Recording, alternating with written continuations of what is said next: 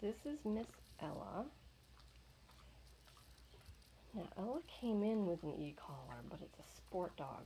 And sport dog makes a very high quality collar, but it doesn't have the variety of levels that come with like an e-collar technologies mini-educator, which is what we usually use.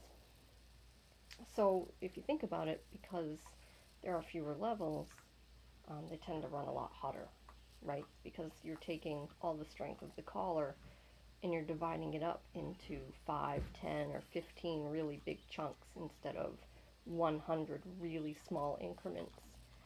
So the mini-educator gives you the ability to use the right level at the right time, but also to take advantage of the low-level stuff.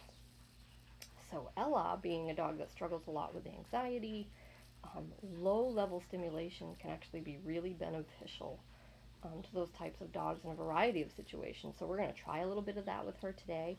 So I just fitted her with an e-collar and some wings, and we were going through the conditioning process. So I was looking for the lowest level that she could feel, and it turned out to be 3 or 4, somewhere in the range of 3 or 4 out of 100. Now, to give you an idea, I can't even feel the stimulation from this collar until it's an 11 on my own skin.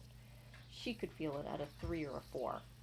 So you can see why a sport dog collar might not really be the best option for a dog like this, because it's going to come in way, way, way hotter and probably serve to make her a little bit more anxious if she's already in an anxious state. Whereas low-level stimulation, something she can barely feel, is going to help her to settle. And so we're going to try some of that today, but I thought that fact alone was really encouraging. So right now, I have the remote set to a 3, and I'm just going to give her one more test to see if she can feel a 3, because I really want to use the lowest level I can tell she's detecting. Tapping now. Nothing. I'm going to turn it up to a 4. Tapping now. And you see that? Little bit of a twitch. So you're looking for a really, really subtle sign that the dog feels it. And every time I tap the button, we just get a little bit of a head twitch. So we're going to stick with a 4 for now. And if I dial up at all, it's going to be really slow. I think she's going to do well. So we're going to give this a try. I'm going to go ahead and put her in her crate. She hasn't been in her crate yet since she came in. And then we're going to try some low-level stuff if she starts to have some anxiety. And we'll see how it goes.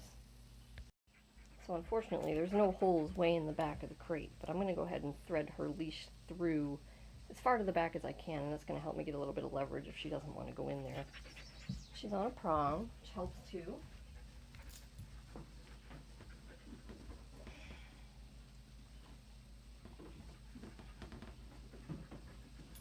All the way to the back. Here we go. All right, Ella. Video. Kennel up. Good. Good girl. Make sure she is secure. Good. So I can see she looks stressed. She's standing up. Let's just give some low-level stimulation here and see if that makes a difference. So we're on a 4. I'm going to tap, tap. You can see she felt it. And tap again. She's not lying down, so I'm going to hold it down.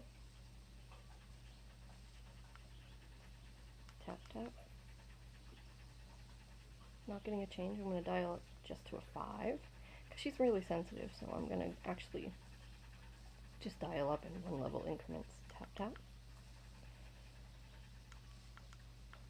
Not getting anything. So, try a 6. And then we got motion, so we're going to wait and see what happens. And down she goes. Beautiful. So that's what we want. So now we're just going to let her relax.